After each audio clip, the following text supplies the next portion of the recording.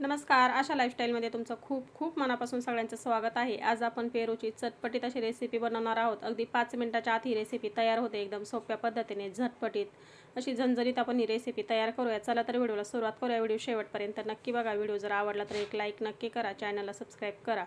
तर आपण इथे मध्यम आकारामध्ये 3 पेरू घेतलेले आहेत बघा, या पद्धतीने. तर अशा पद्धतीचे आपल्याला 3 पेरू घ्यायचे, किंवा तुम्ही 2, 3, 4 कशा पद्धतीने बनवायचे तुम्हाला त्यानुसार पेरू घेऊ शकता, कमी अधिक. 3 पेरू घेतलेले आहेत मध्यम आकाराचे. सगळ्यात अगोदर आपण आता हे कट करून घेऊया. तर दोन्ही साईड आपल्याला कट करून घ्यायची. मागचा आणि पुढचा भाग अशा पद्धतीने कट करून घेतला की याच्या मोठ्या मोठ्या फोडी करून घ्यायच्या आहेत.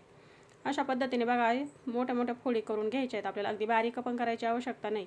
तर तिन्ही पेरूंच्या याच पद्धतीने आता मी इथे फोडी करून घेत आहे. अगोदर स्वच्छ धुवून घेतलेले आहेत आणि मागचा आणि पुढचा दोन्ही पण भाग आपण कट करून घेतलेला आहे आणि अशा पद्धतीने मोठ्या फोडी करून घेतल्यात. एकदम सोप्या पद्धतीने झटपट आपण आता ही रेसिपी बनवूया.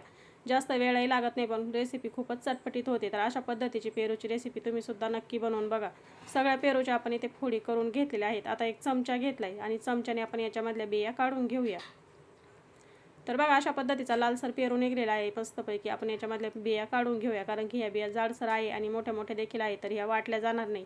आणि अगदी कोवळ्या बिया जर असल्या ठेवल्या तरी देखील चालेल, पण याच्यामध्ये बिया खूपच जाडसर आणि मोठ्या मोठ्या आहेत. तर अशा पद्धतीने आपण चमच्याने याच्यामधल्या बिया काढून घेऊया. अशा पद्धतीने आपल्याला हातात पकडता येईल म्हणून आपण याच्या मोठ्या मोठ्या फोडी करून घेतलेल्या आहेत. आता सगळ्या याच्यामधल्या आपण बिया काढून घेतल्यात. याच्या बारीक अशा फोडी करून घेऊया. या पद्धतीने आपल्याला याच्या बारीक अशा फोडी करून घ्यायच्या आहे. एकदम झटपट अशा फोडी तयार होतात या. तर अशा पद्धतीने आपण बघा या सर्व पेरूच्या फोडी करून घेऊयात. तुमच्याकडे जर दुसरा हिरवा पेरू असला तर तो घेतला तरी देखील चालेल, पण इथे लालसर पेरू घेतलेला आहे. तर बघू शकता अशा पद्धतीचा आपण इथे पेरू घेतलाय आणि सर्व पेरूच्या आपण इथे बारीक अशा फोडी करून घेतलेल्या आहेत. फोडी तयार झालेल्या आहेत. आता एक मिक्सरचं भांडं घेऊया. मिक्सरच्या भांड्यामध्ये सर्व फोडी आपल्याला तयार करून घेतलेल्या काढून घ्यायच्या आहेत. आता आपण याच्यामध्ये टाकून घेऊया आल्याचे तुकडे. तर हिरवी मिरची, आल्याचे तुकडे आणि कोथिंबीर घेतलेली आहे. याच्यामध्ये मी आल्याचे तुकडे टाकून घेतलेले आहेत. तर बघा, आणि हिरवी मिरची आपण इथे 5 घेतलेल्या आहेत, त्या मोडून टाकून घेऊया. तर आता इथे मिक्सरचं भांडं छोटं घेतलेलं आहे. याच्यामध्ये आपल्याला सर्व जिन्नस बसणार नाही, तर एकदा मी झाकण लावून हे मिक्सरला फिरवून घेते आणि पुढची जिन्नस आपण नंतर याच्यामध्ये टाकून घेऊया. तर बघा, अशा पद्धतीने एकदा मी हे मिक्सरला फिरवून घेतले. आता हे कमी झालेलं आहे. याच्यामध्ये आपण आता पुढची जिन्नस घालून घेऊया. तर इथे मी बारीक कोथिंबीर घेतलेली आहे. तर बारीक कोथिंबीर आपण याच्यामध्ये घालून घेऊया. तुम्हाला जर पुदिना आवडत असेल तर पुदिन्याचे 4-5 पानं याच्यामध्ये घातले तरी देखील चालतील. बघा, अशा पद्धतीने आपण याच्यामध्ये कोथिंबीर घालून घेतलेली आहे. फ्रेश अशी धुवून घेतली आणि याच्यामध्ये घालून घेतलेली आहे. आता याच्यामध्ये आपण काही मसाले टाकून घेऊया, म्हणजे ही रेसिपी खूपच छान अशी चटपटीत होते. आता आपण याच्यामध्ये चवीनुसार मीठ घालून घेतलेलं आहे. याच्यामध्ये अर्धा चमचा आपण काळं मीठ घालून घेऊया. काळं मीठ टाकल्यानंतर खूपच छान अशी चव येते किंवा चटपटीत लागते. तर आता आपण याच्यामध्ये टाकून घेऊया 1 चमचा धना पावडर. धना पावडर टाकून घेतल्यानंतर अर्धा चमचा आपण याच्यामध्ये जिरा पावडर टाकून घेतलेली आहे. बघा, ह्या पद्धतीने जिरा पावडर टाकून घ्यायची. जिरा पावडर जर नसली तर तुम्ही अर्धा चमचा याच्यामध्ये जिरे टाकले तरी देखील चालतात. आता आपण याच्यामध्ये टाकून घेऊया अर्धा चमचा चाट मसाला. चाट मसाला जर नसला तर आमचूर पावडर टाकली तरी देखील चालेल, किंवा दोन्ही जर नसलं तर अर्ध लिंबू पिळून घेतलं तरी देखील चालेल.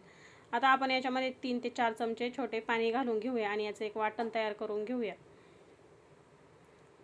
तर सर्व जिन्नस घालून झालेले आहे. आपण आता हे मिक्सरला फिरवून घेऊया. आता आपण हे मिक्सरला फिरवून घेतलेलं आहे आणि तुम्ही बघू शकता आपण याच्यामध्ये कोथिंबीर घालून घेतली आहे. मस्त असे चटपटीत आपली इथे चटणी तयार झालेली आहे. पेरूची चटणी झालेली आहे तयार. अशा पद्धतीने पेरूची चटणी नक्की बनवून बघा. खायला खूपच टेस्टी लागते आणि भन्नाट होते आणि झटपट अगदी 5 मिनिटाच्या आत आपली ही रेसिपी तयार होते. तर आपण एक बाउलमध्ये ही चटणी काढून घेऊया आणि तुम्ही कलर बघू शकता. मस्त असा कलर आलेला आहे आणि चटपटीत ही पेरूची चटणी तयार झालेली आहे. आपण याच्यामध्ये कोथिंबीर, चाट मसाला, काळं मीठ टाकून घेतलेलं आहे, त्याच्यामुळे खायलाही खूपच छान अशी टेस्टी लागते आणि चटपटीत होते. तर बाउलमध्ये आपण चटणी काढून घेतलेली आहे आणि मस्त कलर आलेला आहे आणि एकदम मस्त अशी स्मूथ आपली चटणी इथे तयार झालेली आहे. तर अशा पद्धतीने पेरूची चटणी नक्की बनवून बघा. आजचा व्हिडिओ कसा वाटला कमेंटमध्ये नक्की सांगा. तुम्हाला जर हा व्हिडिओ आवडला असला तर लाईक करा, शेअर करा. चॅनलवरती जर तुम्ही नवीन असाल तर प्लीज चॅनल सबस्क्राईब करा, म्हणजे मी अपलोड केलेले व्हिडिओ तुम्हाला लगेच बघायला भेटतील. शेजारी बेल आयकॉनचं बटन आहे ते क्लिक करा. व्हिडिओ बघितल्याबद्दल खूप खूप मनापासून धन्यवाद.